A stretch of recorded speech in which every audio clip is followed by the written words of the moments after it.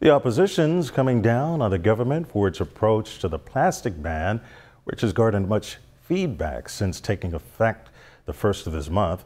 Progressive Liberal Party Chief Philip Davis tackling the issue during his party's monthly briefing Tuesday morning. At the time, he reasoned that the phasing out of single-use plastic bags should have been done differently. I think regulating the manner in which it is to be disposed would have been a more responsible approach to it.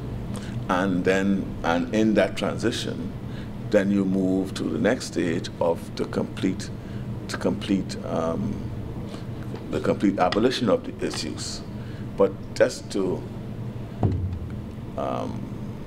stop it immediately without taking and abruptly, without taking into account, for example, a lot of things that comes in plastic packages now. What are you going to do with those? Are they going to be repackaged?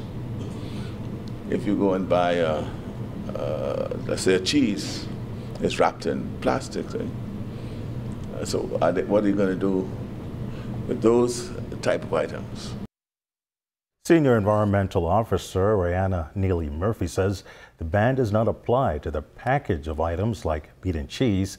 Still, Davis says the P.L.P's approach would have been to have a transitional period that would include a full understanding of those products packaged in plastic.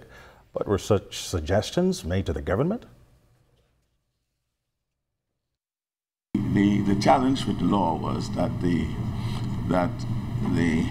government brought a compendium of legislation called environmental legislations, and our attention was more on the basic environment as opposed to the issues impacting the environment and how we are going to regulate the environment.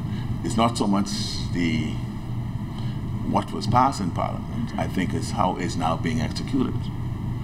And you could, and the execution of those bills and the management of its execution. And if you find that it's impacting the ordinary behavior, you need to revisit it.